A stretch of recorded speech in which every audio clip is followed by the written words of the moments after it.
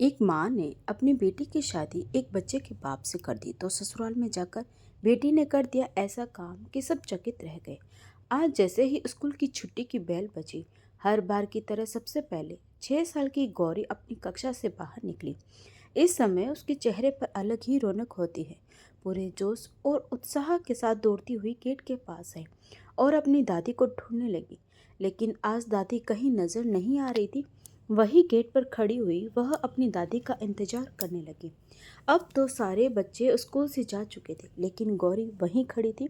आज दादी से बात नहीं करूंगी, वो मुझे अब तक लेने क्यों नहीं आए।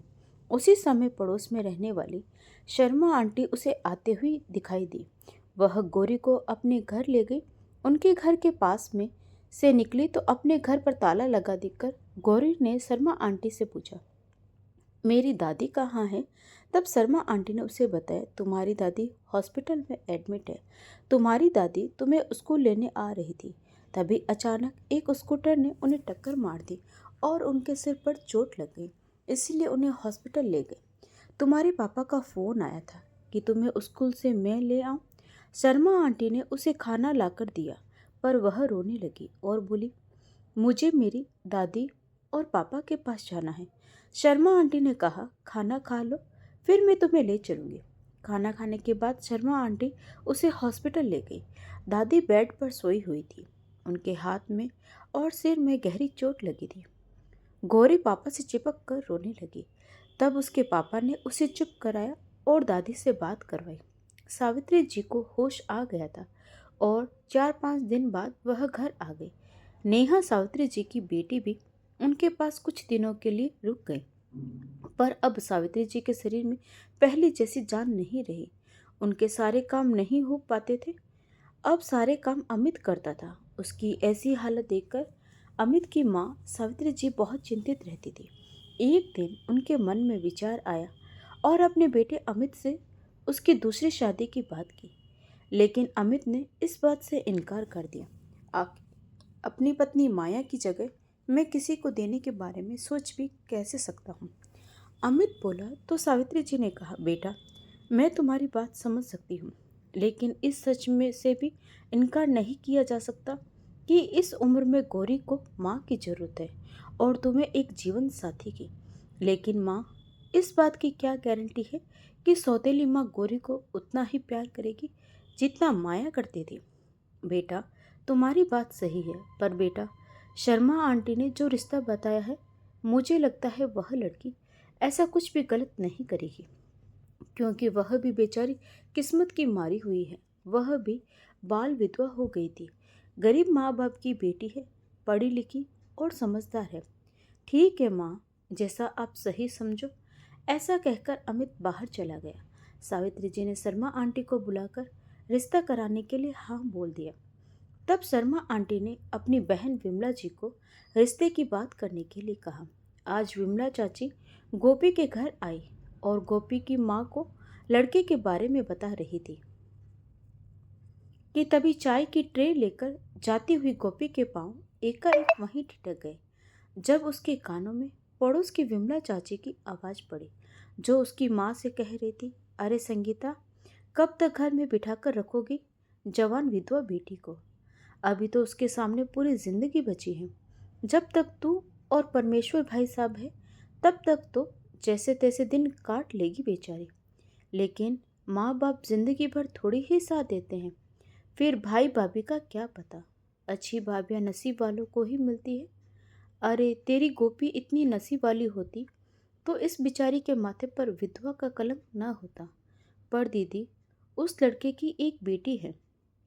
शादी करते ही मेरी गोपी पत्नी के साथ साथ 5 साल की बच्ची की माँ बन जाएगी। सबकी नज़र मेरी बच्ची पर होगी। वह कैसे इतनी बड़ी जिम्मेदारी निभा पाएगी। संगीता की दुख और निराशा में डूबी आवाज़ गोपी को भी दुखी कर गई। संगीता, मैं समझती हूँ कि कोई भी माँ नहीं चाहती कि उसकी बेटी सौतेली माँ बनकर किसी और के बच्चे की जिम्मेदारी उठाए। पर जरा शांत दिमाग से सोच, हमारी गोपी विधवा है और हमारे समाज में विधवा विवाह अभी आम बात नहीं है। पुरुष तो बुढ़ापे में भी विवाह कर लेते हैं, पर यदि स्त्री के माथे पर विधवा की मोहर लग जाए तो उसे तो इंसान होने के अधिकारों से भी वंचित कर दिया जाता है। लेकिन उसे ऐसे देखते हैं जैसे उसकी उस अवस्था की जिम्मेदार वही है। और तो और कितने ही पुरुषों की नज़र बदलती देर नहीं लगती। ऐसे में तुम और भाई साहब कब तक उसकी ढाल बने रहोगे? शादी कर दो तो वह सौतेली ही सही, पर माँ और पत्नी बनकर सम्मान से जी पाएगी। कुछ समय के संघर्ष के बाद उस घर की मालकिन होगी। फिर सोच, लड़के में कोई कमी नहीं है, अभी 30 साल का जवान है। 6 साल पहले पत्नी चल बसी तो लोगों के लाख समझाने पर भी शादी नहीं की। पर अब जब माँ का एक्सीडेंट हुआ और फिर माँ बीमार रहने लगी तो सब समझ में आया कि अब उस घर में किसी स्त्री का होना कितना जरूरी है। तब जाकर माना दूसरी शादी के लिए। विमला चाची की आवाज़ में उसके लिए जो फिक्र झलक रही थी, उसकी सच और झूठ का कोई प्रमाण तो नहीं था, पर वह चाहकर भी गोपी उनकी बातों से असहमत नहीं हो पा रही थी। और उसकी माँ ने तो मानो चाची के समक्ष हथियार डाल दिए थे। पापा को भी माँ और चाची ने मिलकर समझा लिया। बाल विधवा गोपी अब फिर से सुहागन बनने जा रही थी, पर मन में खुशी की जगह डर था। सुहागिन होने का सुख तो उसने भोगा नहीं, पर अब सुहाग के प्रकाश में सौतेली माँ की काली परछाई भी साथ साथ चलेगी। घर में विवाह की तैयारी शुरू हो गई, पर जो चहल पहल, उमंग, उत्साह आमतौर पर ऐसे अवसर पर होता है, वह खोया हुआ था। सभी तैयारी ऐसे शांतिपूर्वक हो रही थी जैसे कोई अनैतिक कार्य करने की तैयारी हो रही हो। जब तब माँ गोपी की नज़र बचाकर उसकी ओर ऐसे देखती जैसे वह उसे बलि के लिए तैयार कर रही हो। कभी उन्हें इस प्रकार कातर नजरों से अपनी ओर देखते हुए गोपी देख लेती तो वे नजरें चुराकर वहां से हट जाती। पर उनकी आंखों में अपने लिए दया का यह भाव उसे भीतर तक बेचैन कर जाता। वह माँ को समझाना चाहती कि वह उसे दया का पात्र न समझे, उसके पुनर्विवाह को अपराध न समझे, पर कह नहीं पाती। कैसे कहती? बचपन से अब तक अभी छोटे बड़े के अंतराल को खत्म ही नहीं कर पाई थी। बेटी तो बन गई, पर कभी अपने मन के उथल पुथल को माँ के सामने नहीं कह सकी। माँ भी तो इतना प्यार करती है, पर कभी उससे खुलकर बात नहीं करती। न जाने क्यों, पर ऐसा ही है गोपी का रिश्ता अपनी सगी माँ से। अब वह भी माँ बनने जा रही है उस बच्चे की, जो उस घर में उससे 5-6 वर्ष पहले से ही रहती है, जिसे वह जानती नहीं है। यूं तो माँ ही अपने बच्चे को सब कुछ सिखाती है और परवरिश के साथ साथ धीरे धीरे उसमें अपने संस्कार और गुणों का रोपण करती है। अपनी ममता, दुलार और देखभाल से उसका पोषण करती है। पर उसे तो यह सब करने का अवसर ही नहीं मिला, और किसी अन्य के रोपित पौधे की मालकिन बनकर उसका वृक्ष बनना है। कैसे करेगी वह यह सब? भीतर ही भीतर इन्हीं जज्बातों से लड़ती गोपी अपने मन के उथल पुथल को अपने आप में समेटे आंखों में बिना रंग के सपने सजाए दुल्हन बन गई और रातों रात रिश्तों का एक लंबा अंतराल पार कर लिया। कल तक अपने घर में सिर्फ बेटी और बहन के रिश्ते से अलंकृत गोपी 7 फेरे खत्म होते होते कई रिश्तों की सीढ़ी चढ़ गई। भोर की पहली किरण के निकलने से पहले ही वह पत्नी, बहू आदि बनने के साथ माँ की गरिमामयी पदवी से सजा दी गई। किंतु उस उपलब्धि की खुशी नहीं, भय था। साथ ही अपने विधवापन के दोषों को दूर करने के लिए किए गए समझौते का दंश जो उसके अंदर तक कचोट रहा था। अपने घर की मान मर्यादा को बनाए रखने तथा किसी को शिकायत का अवसर न देने जैसे तमाम सुझाव, सवालों, आंसू और आशीष के साथ उसकी विदाई हुई। बहू, यह घर अब तुम्ही को संभालना है। मेरा क्या ठिकाना कि कब ऊपर से बुलावा आ जाए। अमित तो दूसरा विवाह नहीं करना चाहता था। सबने बहुत समझाया कि दादी पूरी जिंदगी नहीं रहेगी, बिना माँ की लड़की को कैसे पालेगा। तब जाकर माना है। अब यह दोनों तुम्हारी जिम्मेदारी है। मुझे पूरी आशा है कि तुम इसका पूरा ख्याल रखोगी, इससे कोई परेशानी नहीं होने दोगी। सासू माँ के अपने तो भरे शब्दों से गोपी को हिम्मत मिल गई। उसका मन हुआ कि वह उन्हें अपने मन का सारा डर कह दे, पर साहस नहीं जुटा सकी। बस, हाँ माँ, आपके आशीर्वाद की छाया में मैं पूरी कोशिश करूँगी किसी को कोई परेशानी न हो, इतना ही कह सकी। सावित्री जी की मधुर आवाज़ सुनकर खुश होती हुई मन ही मन मुस्कुराती हुई बाहर चली गई। जैसे जैसे रात होती जा रही थी, गोपी की धड़कनें बढ़ती जा रही थी। उसे पता था कि अमित भी आते ही सबसे पहले उससे अपनी बेटी गौरी का ही जिक्र करेगा और उम्मीद करेगा कि मैं उसे विश्वास दिलाऊं। क्या मेरे आश्वासन देने मात्र से उसे विश्वास हो जाएगा? यदि नहीं तो मेरे कुछ भी कहने का क्या लाभ? क्यों न सब समय पर ही छोड़ दे। समय में बड़ा कोई शिक्षक नहीं होता। समय और परिस्थितियां मनुष्य को जिस मजबूती से सिखा सकती है, वह कोई व्यक्ति लाख कोशिश के बाद भी नहीं सिखा सकता। सोचते सोचते विवाह की न जाने कितनी रस्मों से थकी गोपी कब नींद की आगोश में समा गई, उसे पता ही नहीं चला। सुबह के समय गोपी अलमारी में कपड़े रखने में व्यस्त थी। तभी उसे एहसास हुआ कि शायद पीछे कोई है। वह मुड़ी तो देखा दरवाजे पर स्कूल की ड्रेस पहने, बाल बिखरे हुए, हाथ में कंघी और रबड़ लिए सहमी सी गौरी खड़ी थी। डरी डरी सी वह गोपी की ओर देख रही थी, पर ना तो अंदर आ रही थी और ना ही कुछ बोल रही थी। गोपी ने अलमारी बंद करते हुए कहा, आओ अंदर आओ, बाहर क्यों रुक गई? वह धीरे धीरे भीतर आई और बेड के पास चुपचाप खड़ी हो गई। गोपी समझ गई कि वह बाल बनवाने के लिए आई है, परंतु वह देखना चाहती थी कि वह खुद बोलती है या नहीं। इसीलिए वह व्यस्त होने का दिखावा करती हुई कभी बिस्तर ठीक करने लगी तो कभी टेबल साफ करने लगी, पर गौरी चुपचाप सिर झुकाए खड़ी रही। तो गोपी ही बोली, कुछ बोलो तो बेटा, कुछ काम है? वह बोलना चाहती थी, पर न जाने क्यों अजीब महसूस हुआ और जुबान अपने आप ही रुक गई। आंटी, दादी कह रही है आपसे चोटी बनवा लो। गौरी डरते हुए बोली, तो ठीक है, इसमें डरने की क्या बात है, आओ मैं बना देती हूँ। उसे पकड़कर कुर्सी पर बिठाते हुए गोपी बोली। चोटी बनाकर उसके कोमल किंतु खुश्क गालों को देखकर गोपी बोली, चेहरे पर कुछ नहीं लगाया? देखो त्वचा कितनी सूख गई है। कहते हुए उसने लोशन निकालकर उसके चेहरे और हाथों पर अच्छी तरह से लगाया, फिर उसके होठों पर बाम लगाया और पूरी तरह तैयार करके उसे भेज दिया।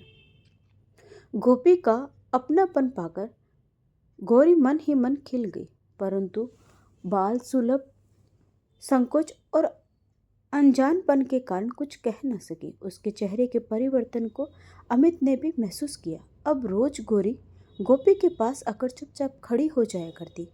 पहले शुरू शुरू में दरवाजे पर ही तब तक खड़ी रहती जब तक गोपी उसे भीतर आने को ना कहती। फिर धीरे धीरे भीतर आने लगी, लेकिन तब तक नहीं बोलती जब तक गोपी पूछती नहीं। जब से वह गोपी से बाल बनवाने लगी, तब से उसकी कोमल त्वचा की भी देखभाल हो जाती थी। पहले उसके गाल फटे फटे से रहते थे, उसमें रूखेपन से खिंचाव के कारण दर्द भी होता था। कभी कभी होठ भी फट जाया करते थे, परंतु अब ऐसा नहीं होता था। कक्षा में उसके सहपाठी मित्र उसे पहले चिढ़ाते थे, उसका मजाक उड़ाते थे। वही अब उसको जिज्ञासु नजरों से देखते और उसमें आए बदलाव का कारण जानना चाहते थे। अध्यापिका ने भी उसे स्वच्छ और सलीके से तैयार होकर आने के लिए चॉकलेट दिया। तब उसे अपनी नई आंटी पर गर्व हुआ था। घर आकर उसने खुशी खुशी दादी को बताया। अब वह कंघी लेकर कमरे के गेट पर नहीं खड़ी रहती, बल्कि सीधे कमरे में आकर गोपी के हाथों में कंघी दे देती। गोपी ने उसका लंच बॉक्स उसके बैग में रखा और रसोई में जाने के लिए मुड़ी ही थी कि तभी वह एक हाथ में कंघी और रबड़ तथा दूसरे हाथ में जूते लिए उसके सामने आ खड़ी हुई। गोपी ने एक पल उसकी ओर देखा, फिर कतरा कर बगल से निकल गई। आंटी, मेरी चोटी बना दो।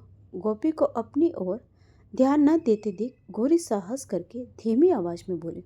गोपी रुक गई और पलटकर देखकर उसके मासूम चेहरे को देखकर उसका मन हुआ कि उसे बाहों में भर ले, पर अपनी भावना को छुपाते हुए सपाट स्वर में बोली, मेरी एक शर्त है, प्रॉमिस करो, मानोगी तो बनाऊंगी चोटी। गोपी की बात सुनकर अमित चौंक कर अखबार से नजरें हटाकर अकस्मात गोपी के चेहरे पर टिक गया। ठाकुर जी को नहलाते हुए सासू माँ के हाथ भी रुक गए। दोनों के मस्तिष्क में एक साथ ख्याल आया, आखिर शुरू कर दिया अपना सौतेलापन दिखाना। प्रॉमिस? तभी गौरी बोली, ओके, तो प्रॉमिस करो कि आज से तुम मुझे आंटी नहीं बोलोगी। उसके कंधे पर प्यार से हाथ रखते हुए गोपी बोली, ठीक है आंटी जी, प्रॉमिस। गौरी इतनी मासूमियत से बोली कि एक साथ अमित और सासू माँ की हंसी छूट गई, पर दोनों ने अपनी आवाज़ें दबा ली। अच्छा जी, प्रॉमिस भी करती हो और आंटी भी बोल रही हो? उन दोनों से अनजान गोपी ने मीठी सी झड़कन से में पूछा। मम्मी मम्मी बोलोगी तभी मैं तुम्हारे सारे काम करूँगी। तुम ही सोचो ना, किसी की आंटी क्या रोज रोज किसी बच्चे को तैयार करती है? नहीं ना, सबकी मम्मी अपने बच्चे को तैयार करके भेजती है। मैं भी वैसे ही भेजती हूँ। फिर तुम मम्मी क्यों नहीं बोलती? उसने गौरी के सिर पर प्यार से हाथ फेरते हुए कहा। पर मेरी मम्मी तो भगवान जी के घर गई है ना, तो मैं आपको कैसे बोलूं? क्योंकि भगवान जी ने ही तो मुझे तुम्हारे पास भेजा है। वह मुझसे कह रहे थे कि गौरी को तुम्हारी जरूरत है, इसीलिए तुम्हें उसके पास होना चाहिए। क्या अब भी आप मुझे आंटी बोलोगी? गोपी गौरी के मासूम चेहरे पर नजरें गड़ाए बोली। उसकी इस बात को सुनकर सावित्री जी ने ठाकुर जी के चरणों में माथा टेककर धन्यवाद दिया। अमित ने गहरी सांस लेकर कुछ ऐसे सांस छोड़ी मानो अब तक की सारी चिंताओं को बाहर निकाल दिया हो, और मुस्कुराता हुआ दोबारा अखबार में नजरें गड़ा दी। फिर तो आज मैं अपने फ्रेंड्स को बताऊंगी कि मेरी मम्मी वापस आ गई है। गौरी खुशी से चहक हुई बोली, अच्छा, तो अब तक तुमने क्या बताया था अपने फ्रेंड्स को मेरे बारे में? गोपी ने उसके कोमल गालों को प्यार से खींचते हुए पूछा। गौरी ने अपराधी की तरह सिर झुका दिया। कोई बात नहीं, आ जाओ, तुम्हारी चोटी बनाते हैं, रिबन भी लगाना है। गोपी ऐसा कहते हुए उसका हाथ पकड़कर कमरे में चली गई। अमित और सावित्री जी की यह चिंता दूर हो गई थी कि नई बहू पता नहीं गौरी को प्यार करेगी या नहीं। दोनों ही गोपी से खुश थे। उसने गौरी की पूरी जिम्मेदारी कुशलता से संभाल ली थी। उसे पढ़ाना हो या उसके साथ खेलना, उसकी छोटी छोटी खुशियों का भी पूरा ख्याल रखती। साथ ही सास की सेवा में भी कोई कमी नहीं आने देती। अमित भी अब गोपी की खुशियों का ध्यान रखने लगा था। इस बीच गोपी अपने मायके भी जाकर आई थी। माँ ने सबसे पहले गौरी के बारे में पूछा था, और जब उसने माँ को सब बतलाया तो वह भी चिंता मुक्त हो गई। आज घर में चहल पहल रोज की अपेक्षा अधिक थी। 2 बज चुके थे। गोपी अभी भी रसोई में व्यस्त थी। अमित भी बड़ी बहन नेहा आज अपने दोनों बच्चों के साथ घर आई थी। गौरी स्कूल से आते ही बिना कपड़े बदले दिशा और जय के साथ खेलने में व्यस्त हो गई। काम में व्यस्त होने के कारण गोपी ने ध्यान नहीं दिया कि आज किसी ने गौरी के हाथ मुंह धोकर उसके कपड़े नहीं बदलाए। वह तो सोच रही थी कि मम्मी जी उसे देखकर खुद ही उसके कपड़े बदल देगी। गोपी तो बस भाग भाग कर कभी ननंद जी की, कभी उनके बच्चों की, तो कभी सासू माँ की फरमाइश पूरी करने में व्यस्त थी। पर गौरी को खाना खिलाना नहीं भूली, इसीलिए खाना लेकर सावित्री जी के कमरे में पहुंची। गौरी खेल में खोई हुई थी। नेहा माँ से बातें कर रही थी, पर उसे देखते ही चुप हो गई। गोपी को थोड़ा अजीब जरूर लगा, पर उसने उधर ध्यान नहीं दिया, बल्कि गौरी को स्कूल के कपड़ों में देखकर बोली, अरे, तुमने अभी तक कपड़े नहीं बदले? चलो आओ, पहले हाथ मुंह धोकर कपड़े बदल दो, फिर खाना खाने के बाद खेलना। कहती हुई वह उसका हाथ पकड़कर अपने कमरे में लेकर जाने लगी। तुम कहना क्या चाहती हो गोपी? वह अपने कपड़े खुद बदलती है, अपने आप ही हाथ मुंह धोती है। मेरी बेटी उससे 1 साल बड़ी है, पर आज भी मैं उसके सारे काम करती हूँ, और तुम? नेहा ने जानबूझकर बात को अधूरी छोड़ दी। नहीं दीदी, मेरा वो मतलब नहीं था। मुझे लगा मम्मी जी ने कर दिया होगा। अब भी मम्मी जी ही करेगी? नेहा गुस्से से बोली। उसने जो आधा वाक्य बोला, गोपी के अंतःहृदय ने उसी वाक्य को पूरा कर लिया। अभी भी मम्मी जी करेगी तो तुम क्या करोगी? वह बिना कुछ कहे गौरी को लेकर अपने कमरे में चली गई। उसकी आंखें भर आई। गौरी उसकी आंखों में आंसू ना देख ले, इसीलिए उसे कमरे में छोड़कर जल्दी से बाथरूम में चली गई। एकांत का आभास पाकर उसने दिल के नियंत्रण को खो दिया और जबरन रुके हुए आंसू का सैलाब पलकों का बंधन तोड़कर बाहर निकल आया। मम्मी, जल्दी करो, मुझे दिशा दीदी के साथ खेलना है। गौरी की आवाज़ सुन गोपी ने जल्दी से मुंह धोया और तौलिए से पहुंचती हुई बाथरूम से बाहर आई। फिर उसके कपड़े बदले, हाथ पैर मुंह धुलाकर उसे खाना खिलाया। इंसान को राह चलते यदि किसी पत्थर से ठोकर लग जाए तो वह या तो उस पत्थर को वहां से हटा देता है या फिर उससे बचकर निकल जाता है, किंतु रिश्तों में ऐसा करना संभव नहीं होता। कई बार दर्द देने वाले रिश्तों को न चाहते हुए भी मुस्कुराते हुए निभाना पड़ता है। उन्हें न तो उखाड़ कर फेंका जा सकता है और ना ही उनसे दूर भागा जा सकता है। ऐसी ही स्थिति गोपी की थी। उसे समझ में आ रहा था कि उसकी ननद अपनी माँ को भड़काने का प्रयास कर रही है। वह अपनी मम्मी के समक्ष यह सिद्ध करना चाह रही थी कि गोपी गौरी के प्रति लापरवाह है। फिर भी गोपी को मुस्कुराते हुए ही सेवा करनी थी, परंतु उसे खुशी हुई जब मम्मी जी की आवाज़ें कानों में पड़ी। चुप रह नेहा, फिजूल की बातें मत कर। गोपी गौरी का बहुत ध्यान रखती है, बिल्कुल वैसे ही जैसे तू अपनी बेटी का रखती है। तू तो यहाँ रहती नहीं है, फिर कुछ ही घंटों में तूने वह देख लिया जो मेरी अनुभवी आंखें आज तक नहीं देख पाई। यह सुनकर गोपी रसोई में चली गई। उसे अमित के लिए चाय बनानी थी और वह अब इससे ज़्यादा कुछ सुनना भी नहीं चाहती थी। खुशी के मारे उसका मन मानो हवा में उड़ रहा था। मम्मी जी के लिए उसके मन में सम्मान और बढ़ गया। नेहा अपने पति और बच्चों के साथ कुछ दिन रही। गोपी ने उनकी खूब सेवा सत्कार किया। अब उसे नेहा से कोई शिकायत नहीं थी। उसने यह एहसास भी नहीं होने दिया कि उसने कुछ सुना या महसूस किया है। जाते समय नेहा और उसके पति ने भी गोपी की प्रशंसा की और अपने घर आने का निमंत्रण दिया। मम्मी, मैं भी चलूंगी आपके और पापा के साथ, प्लीज़। गोपी को सूटकेस में कपड़े रखते हुए देखकर गौरी ने जिद करते हुए कहा, बेटा, आप नहीं जा सकती। हम काम से जा रहे हैं और जल्द ही वापस आ जाएंगे। अच्छे बच्चे जिद नहीं करते। कहते हुए अमित ने गौरी को गोद में उठा लिया और कमरे से बाहर की ओर चला गया। जाते हुए गौरी गोपी को उम्मीद भरी नजरों से देखती रही। उसकी मासूम आंखों में झिल मिलाते मोती गोपी को भीतर तक नम कर गए। उसका रुआं सा उदास सा चेहरा उसकी ममता को झकझोर गया था। गौरी को जब से पता चला था कि उसके मम्मी पापा कहीं जा रहे हैं, तब से वह लगातार साथ जाने की जिद कर रही थी। अमित को ऑफिस के काम से 2 दिन के लिए हरिद्वार जाना था। यह सुनते ही मम्मी जी बोल पड़ी, बहू को भी ले जा, एक आध हफ्ते के लिए घूम माला। वैसे भी शादी के बाद तुम दोनों कहीं गए नहीं हो, अलग से ज़्यादा छुट्टी भी नहीं लेनी पड़ेगी। एक पंथ दो काज हो जाएंगे। अमित ने भी मम्मी की बात मानकर अपने 2 दिन की छुट्टी को 1 हफ्ते की कर दी थी। 2 दिन में ऑफिस का काम खत्म करके फिर गोपी के साथ घूमने का कार्यक्रम निर्धारित कर लिया। उसने गोपी को अपना सामान रखने को कहा, पर यह सुनते ही गोपी ने कहा था, गौरी कैसे रहेगी हमारे बिना? उसे भी साथ ले चलते हैं, उसे मम्मी संभाल लेगी। अब तक भी तो वह संभालती रही है ना, तुम फिक्र मत करो। कहकर अमित ने गोपी को चुप करा दिया।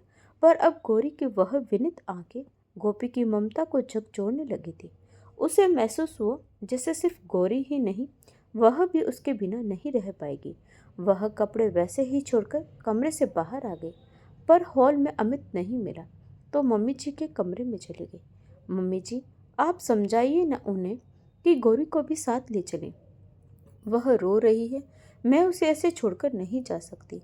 कहते हुए गोपी ने कमरे में प्रवेश किया। बच्ची है, अभी तुम्हें देखकर जिद कर रही है क्योंकि उसे उम्मीद है कि उसकी जिद तुम मान लोगी, पर तुम्हारे जाने के बाद शांत हो जाएगी। वहाँ भी बच्ची को संभालती रहोगी तो क्या फ़ायदा होगा तुम्हारे जाने का? सावित्री जी ने उसे समझाया। पर मम्मी जी, मेरा भी कहाँ उसके बिना मन लगेगा।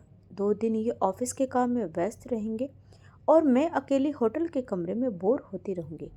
अगर गौरी साथ होगी तो उसके साथ घूम फिर कर मन लग जाएगा। प्लीज़ आप समझाइए या फिर मना कर दीजिए, हम कभी और चले जाएंगे। सावित्री जी समझ गई थी कि गोपी गौरी के बिना जाना नहीं चाहती। इसीलिए जब अमित अपनी बेटी को बहलाकर वापस आया तब तक 3 लोगों के कपड़े सूटकेस में रखे जा चुके थे। गौरी खुशी से पूरे घर में चहक रही थी। अमित ने माना दोनों के एकांत में खलल पड़ जाने की प्यार भरी शिकायत आंखों ही आंखों में गोपी से की हो। गौरी पूरे घर में खुशी से थिरक रही थी। उसके होठों पर मुस्कान थी। अचानक रसोई में काम करती गोपी की इंद्रियां सतर्क हो गई। जैसे ही उसे गौरी की आवाज़ सुनाई पड़ी, दादी, सौतेली क्या होता है? क्या मेरी मम्मी सौतेली है? गौरी हॉल में सावित्री जी से पूछ रही थी। उस मासूम को कहाँ पता था कि उसके इस शब्द से किसी की ममता छलनी हो जाएगी। उसे तो बस जब अपने दिल में अंकित माँ की छवि पर यह सब प्रहार करता प्रतीत हुआ तो उसने सही जवाब पाने की उम्मीद से पूछ लिया, तुमसे किसने कहा? कहाँ से सीखती हो यह सब? सावित्री जी झिड़की देती हुई बोली, मैं नहीं सीखी, वो जय भैया और दिशा दीदी कह रहे थे उस दिन। उसने मासूमियत से सफाई दी। क्या कह रहे थे वो कह रहे थे कि मेरी मम्मी सौतेली है। मैंने पूछा सौतेली क्या होती है? तो कहने लगे कि बुरी मम्मा को सौतेली कहते। वो कभी प्यार नहीं करती और हमारी असली मम्मा भी नहीं होती। और मेरी मम्मी तो बुरी नहीं है ना दादी, फिर वो तो सौतेली भी नहीं है ना। गौरी तो जैसे अपने भीतर के धुंध से छुटकारा पाना चाहती थी। मेरी गुड़िया, तुझे तेरी मम्मी कैसी लगती है? सावित्री जी ने पूछा। बहुत अच्छी, वो तो मुझे कितना प्यार करती है। पापा मना कर रहे थे, फिर भी मम्मी मुझे अपने साथ लेकर जा रही थी, उसने मासूमियत से कहा। और सावित्री जी की आंखें भर आई। फिर तुम खुद ही सोचो, वह सौतेली कैसे हो सकती है? जो लोग ऐसा कह रहे हैं उनसे बोल दिया करो कि मेरी मम्मी तो बहुत अच्छी है, उससे अच्छी मम्मी तो मुझे मिल ही नहीं सकती। जय और दिशा को तो मैं डांट लूंगी, फिर ऐसा कहना भूल जाएंगे, सावित्री जी ने उसे समझाते हुए कहा। गोपी अपने गालों पर लुढ़क आए आंसुओं की बूंदों को पोंछते हुए लंबी सांस छोड़ते हुए अपने आप से ही बुदबुदाई, पता नहीं यह कलंकित शब्द जीवन में कभी पीछा छोड़ेगा या नहीं। घर के खुशनुमा वातावरण में कुछ पल के लिए सन्नाटा व्याप्त हो गया था। सावित्री जी के मन में क्रोध से आग बबूला होने जैसी स्थिति थी। उन्हें लग रहा था कि उनकी बेटी नेहा ही अपने बच्चों के सामने ऐसी बातें करती होगी, तभी तो बच्चे ऐसा कह रहे थे। वह भीतर ही भीतर अपने क्रोध को पीने की कोशिश कर रही थी और सोच रही थी कि अमित, गोपी और गौरी के साथ चला जाए। नेहा से फिर बात करती हूँ। वह घड़ी भी आ गई। गोपी ने सास के पैर छूकर आशीर्वाद लिया। अमित ने माँ को अपना ख्याल रखने के लिए कहा। गौरी ने चहकते हुए खुशी खुशी दादी को पप्पी देकर बाय किया। सावित्री जी ने घर की फिक्र भुलाकर हफ्ते भर आनंद पूर्वक बिताने की सलाह देते हुए अपना ध्यान रखने को कहकर उन्हें विदा किया। खाली घर जैसे जैसे उन्हें काटने को दौड़ने लगा। अमित ने कहा था कि नेहा दीदी को बुला लेना, पर बेटी के प्रति उनका क्रोध उन्हें ऐसा करने से रोक रहा था। उन्हें नहीं पता था कि गोपी के कहने पर अमित ने पहले ही नेहा को फोन करके माँ के पास ठहरने के लिए कह दिया था। इसीलिए थोड़ी ही देर में नेहा का फोन आया कि वह कल बच्चों के साथ आ रही है। यह पूरा सप्ताह नेहा, जय और दिशा के साथ खुशी खुशी बीत गया। सावित्री जी ने बेटी को प्यार से समझाया कि बच्चों के सामने कभी गोपी के लिए सौतेली शब्द का प्रयोग न करे। अपनी बहू की तारीफ करते हुए उसके लिए मन में किसी भी दुर्भावना को न रखने की सलाह दी थी। ठीक है बाबा, गलती हो गई, अब नहीं कहूँगी तुम्हारी बहू के लिए कुछ भी। वैसे वह भी अच्छी है, यह मैं भी मानती हूँ। पहले थोड़ा डर था, पर अब नहीं। कहते हुए नेहा ने बात खत्म कर दी। अमित गोपी और गौरी के साथ वापस आ गया। गोपी सभी के लिए कुछ न कुछ लाई थी। नेहा भी उससे मन ही मन खुश थी, पर न जाने क्यों उसके समक्ष उसकी तारीफ करने से उसका अहंकार आहत हो रहा था। अमित के वापस आने के अगले दिन ही नेहा और बच्चे अपने घर चले गए। जल्दी जा बहू, स्कूल की छुट्टी हो गई होगी, वहाँ किसी को ना पाकर बच्ची घबरा जाएगी। सावित्री जी ने हाथ से चाय लेते हुए कहा। जी मम्मी जी, जा रही हूँ, मैं रिक्शा ले लूँगी, आप चिंता मत कीजिए। कहती हुई वह जल्दी जल्दी पैरों में घर की चप्पल डालकर ही गौरी को स्कूल से लाने के लिए चल दी। आज गौरी को लाने के लिए सावित्री जी घर से निकल रही थी। तभी पड़ोस की दीपा आंटी और उनकी एक सखी सावित्री जी से मिलने आ गई, तो उन्हें रुकना पड़ा। गोपी उनके लिए चाय बनाने लगी, इसीलिए वह भी समय से न जा सकी। अब तक तो स्कूल की छुट्टी भी हो चुकी होगी। कम से कम 20 मिनट का पैदल रास्ता है। आज तो कोई ऑटो रिक्शा भी नहीं मिल रहा है। वह लगभग भागती हुई जा रही थी। न जाने क्यों उसे घबराहट होने लगी। रो रही होगी, छोटी बच्ची है, किसी को वहां ना पाकर घबरा जाएगी, कहीं अकेली ही न आने लगे। हे भगवान, ऐसा न जाने कितने उल्टे सीधे ख्याल उसके मन में आ रहे थे। वह इतनी तेज चल रही थी कि हाँफने लगी। जल्दबाजी में मोटरसाइकिल से टक्कर होते होते बची। देखकर नहीं चल सकती? मरने के लिए मेरी बाइक मिली है क्या? चालक बोला। सॉरी कहकर वह भागी, फिर उसी रास्ते पर तेजी से चल पड़ी। तभी उसे एक साइकिल रिक्शा वाला दिखाई दिया। उसने उसे चलने के लिए पूछा तो उसने उल्टी दिशा में जाने की बात कहकर दोगुना किराया मांगा। मुंह मांगे पैसे देकर वह रिक्शा से स्कूल पहुंची। गौरी कहीं नजर नहीं आई। लगभग सभी बच्चे जा चुके थे। बस दो चार बच्चे ही खड़े थे। वहां दरबान से पूछा तो उसने भी अनभिज्ञता जताई। अध्यापिका को भी कुछ पता नहीं था। गोपी को रोना आ गया। मैं अपनी बच्ची को कहाँ ढूंढूं? कहीं वह अकेली तो नहीं चली गई? उसे कुछ समझ नहीं आ रहा था। उसने अमित को फोन किया, फिर अपनी सास को रोते रोते सारी बात बताई। मोहल्ले में यह बात फैल गई। स्कूल से घर तक जाने के सभी रास्ते खोज डाले, पर गौरी कहीं नहीं मिली। गोपी बदहवासी हो चुकी थी। न जाने क्यों स्वयं को अपराधी समझ रही थी। काश मैं समय से पहुंच जाती तो मेरी बच्ची नहीं खोती। यही सोच उसे रोकने नहीं दे रही थी। पुलिस में रिपोर्ट दर्ज हो चुकी थी। पूरी रात बीत गई पर उसका कहीं पता नहीं चला। सावित्री जी की तबीयत खराब हो गई। उन्हें संभालने के लिए नेहा हर पल उनके पास थी। सभी नाते रिश्तेदार घर पर एकत्रित हो चुके थे। सब अपने अपने तरीके से खोज रहे थे, पर उसका कहीं पता नहीं चल पा रहा था।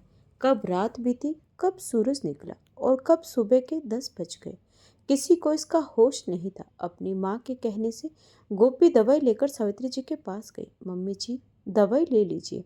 उसका इतना बोलते ही नेहा ने हाथ से पानी का गिलास झटके से ले लिया और तेजी से दूसरे हाथ से दवाई भी ले ली। उसका यह बदला हुआ रवैया और उसे देखकर भी सावित्री जी का कुछ न कहना गोपी को भीतर तक हिला गया। अब सभी का बर्ताव बदला बदला सा लग रहा था। सभी की नजरें उसे शक की निगाह से देख रही थी।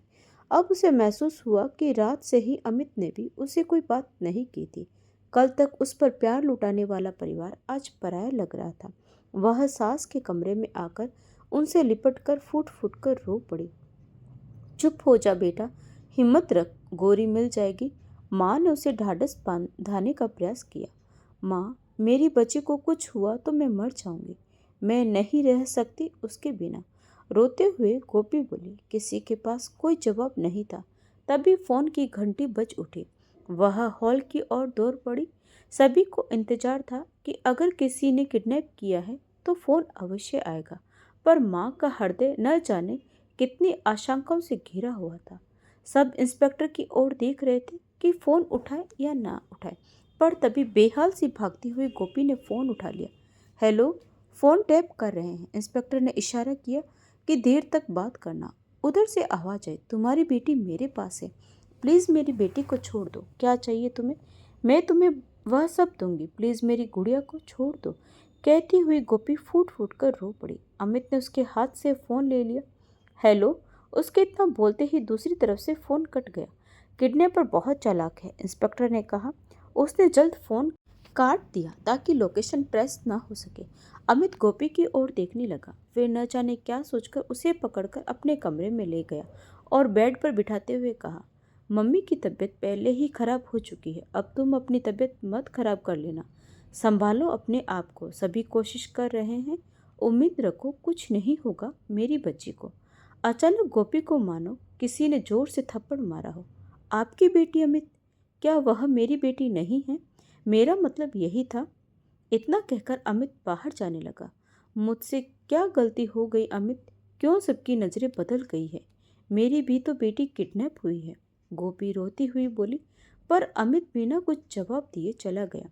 अचानक गोपी की छठी इंद्र जाग उठी। उसके फोन उठाते ही किडनैपर को कैसे पता चला कि उसकी बेटी को उसने किडनैप किया है? उसकी आवाज़ भी कुछ जानी पहचानी सी लग रही थी। गोपी उस आवाज़ को पहचानने की कोशिश करने लगी। कहाँ सुनी है? उसने यह आवाज़, पर उसे कुछ याद नहीं आ रहा था। दिन बीतता जा रहा था पर गौरी का कोई अता पता नहीं था। एक बार और फोन आया। तब किडनैपर ने 50 लाख की मांग की, पर जगह बताने से पहले ही फोन रख दिया, क्योंकि अधिक देर तक बात नहीं करना चाहता था। शाम से के 7 बज रहे थे। अचानक नेहा की आवाज़ सुनकर अमित चौंक पड़ा। वह बोल रही थी, पूरे घर में देख लिया, बाथरूम में भी देख लिया, पर वह कहीं नहीं है। कौन नहीं है दीदी? किसकी बात कर रही हो? अमित ने पूछा।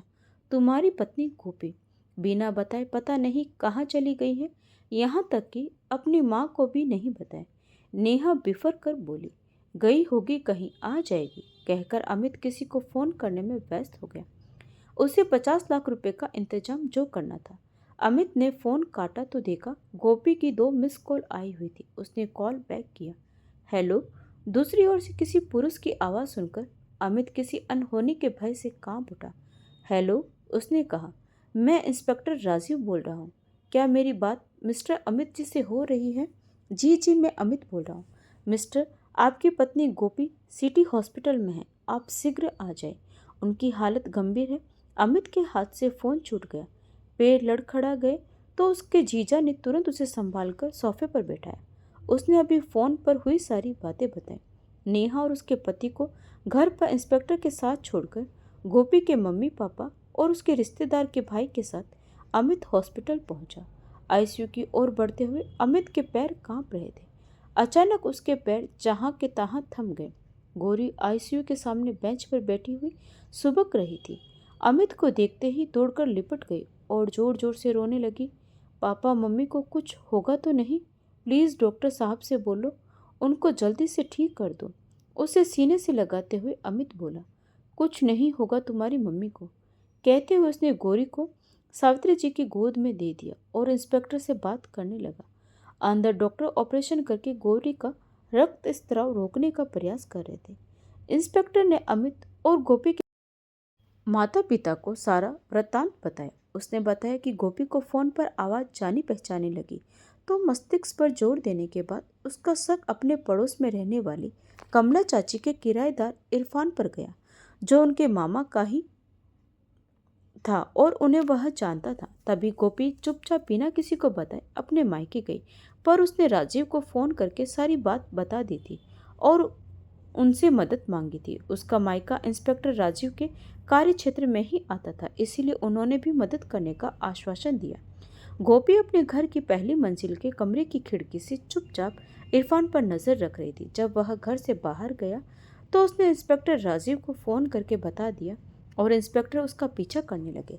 इधर गोपी चुपचाप चाची के घर में गई और इरफान के कमरे के दरवाजे की झीरी से भीतर झांककर देखने लगी, पर उसे कुछ नजर नहीं आया। फिर वह चाची के घर के अनेक कमरे में देखने का प्रयास करने लगी। उसने सोचा कि हो सकता है उसने गौरी को यहाँ छुपाया हो, क्योंकि मम्मी बता रही थी कि कमला चाची इस समय पूरे परिवार के साथ वैष्णो देवी दर्शन के लिए गई है। तभी उसे स्टोर रूम में कुछ खटपट की आवाज़ आई। वह उसी ओर गई। दरवाजे के बाहर से ताला था, अंदर अंधेरा था। उसने दरवाजे की को धीरे से खटखटाया, पर अंदर से कोई आवाज़ नहीं आई। वह वापस जाने लगी, तभी कुछ गिरने की आवाज़ आई। वह झटके से मुड़ी और आवाज़ दी। उसे लगा अंदर कोई तो है। भय के कारण उसके हाथ पैर कांपने लगे। साहस करके उसने इंस्पेक्टर राजीव को फ़ोन करके सब बताकर वहां आने के लिए कहा और खुद बाहर से एक ईंट का टुकड़ा लाकर ताला तोड़ने लगी। बहुत कोशिशों के बाद वह ताला तोड़ने में कामयाब हुई। जैसे ही दरवाज़ा खुला, उसके पैरों तले जमीन खिसक गई। सामने कुर्सी पर गौरी बंधी हुई थी, मुंह में कपड़ा ठूसकर बांधा हुआ था। दोनों हाथ कुर्सी के हाथों से तथा पैर कुर्सी के पैरों से बंधे हुए थे। आंखों में से आंसू की धारा बह रही थी। पूरा चेहरा ही नहीं, बाल भी पसीने से लथपथ हो रहे थे। उसे देखकर छूटने के प्रयास में किए गए उसके संघर्षों का पता चल रहा था। उस नन्ही सी जान ने कुर्सी समेत खिसककर सामान गिराकर अपने वहां होने की सूचना देने की कोशिश की। कितनी जद्दोजहद की होगी, इसका अनुमान उसके आसपास की स्थिति देखकर लगाया जा सकता था। उसकी दयनीय दशा देखकर गोपी का खून खोल उठा। उसने जल्दी जल्दी उसे खोला और सीने से लगा ली। रो रो कर गौरी की सिसकियां थम गईं। वह कुछ बोल नहीं पा रही थी, बस माँ से ऐसे चिपकी हुई थी जैसे उसे भय हो कि कोई उसे खींचकर अलग ना कर दे। तभी उन्हें बाहर बाइक रुकने की आवाज़ सुनाई दी। वह समझ गई कि इंस्पेक्टर राजीव आ चुके हैं। वह गोरी को लेकर बाहर आई, पर सामने इरफान को देखकर उसके पैर जहाँ थे वहीं जम गए। उसके पैर कांपने लगे। वह समझ नहीं पा रही थी कि क्रोध की अधिकता से या गोरी के किसी अहित के भय से। बोली, तूने ठीक नहीं किया इरफान, इसे यहीं छोड़ दे। नहीं तो क्या गोपी? इरफान हंसते हुए बोला। अचानक ही उसमें न जाने कहाँ से इतना साहस आ गया कि उसने सोच लिया अब वह इसे नहीं छोड़ेगी। इरफान की आवाज़ सुनते ही गोरी ने गोपी को और जोर से जकड़ लिया। देख, मुझे सिर्फ पैसे चाहिए। जब तक पैसे नहीं आ जाते मैं तुम दोनों को यहाँ से नहीं जाने दूंगा। कहते हुए वह गोपी की ओर बढ़ा। वहीं रुक जा इरफान, वरना तेरे लिए ठीक नहीं होगा। पैसे तो तू भूल ही जा, और खुद को बचाना है तो यहाँ से भाग जा। गोपी उसे चेतावनी देकर मुख्य गेट की ओर बढ़ गई, पर वह कहाँ मानने वाला था। उसने वहीं पड़ा लोहे का रोड उठाकर गोपी के सिर पर दे मारा। वह चीखकर वहीं गिर गई। वह दोबारा उस पर प्रहार करने ही जा रहा था, तभी इंस्पेक्टर राजीव ने गोली चला दी जो उसके कंधे में लगी। इंस्पेक्टर ने उसे गिरफ्तार करके दोनों को हॉस्पिटल पहुंचाया। अमित की आंखों से लगातार आंसू बह रहे थे। भगवान, मेरी गोपी को बचा लो, मेरी बच्ची को दोबारा बिन माँ की मत करना। ऊपर देखता हुआ वह मन ही मन ईश्वर से प्रार्थना करने लगा। गोपी के पापा ने फ़ोन करके घर पर गौरी के मिलने की खबर दे दी। सावित्री जी की तबीयत मानो ईश्वर के चमत्कार से ठीक हो गई। वह अस्पताल पहुंची। ऑपरेशन सफल हुआ। गोपी खतरे से बाहर थे। सावित्री जी, नेहा, अमित और गोपी के मम्मी पापा सभी उसके सामने खड़े थे। सबकी आंखों में पश्चाताप के आंसू थे। मुझे माफ़ कर दो गोपी, मैं शायद कभी तुम्हें मन से अपना नहीं पाई। कोशिश की, पर तुमने हमेशा मुझे गलत सिद्ध किया। इस बार तो मैंने हद ही कर दी। एक माँ होकर तुम्हारी ममता नहीं समझ सकी, लेकिन यही क्यों? हम सभी तुम्हारे अपराधी हैं बहू। हमने भी तुम्हारा दुख नहीं समझा और तुमसे नजरें फेर ली। सावित्री जी की आंखों में पश्चाताप की 2 बूंदें लुढ़क कर गोपी के हाथ पर गिरी तो वह बोले, आप लोग मुझसे बड़े हैं, माफ़ी मांगकर शर्मिंदा न करें। कहते हुए उसकी नज़र अमित की ओर उठी। दोनों हाथों से कान पकड़े किसी मासूम बच्चे की तरह खड़ा था। उसे देख गोपी को हंसी आ गई। आज उसकी हंसी पर सभी निहाल हो रहे थे। सबके दिलों पर जमी भ्रम की काई आज साफ हो चुकी थी। अगर आपको हमारी कहानी अच्छी लगी हो तो हमारे वीडियो को लाइक करें, शेयर करें और सब्सक्राइब करना न भूलें। Thanks for watching.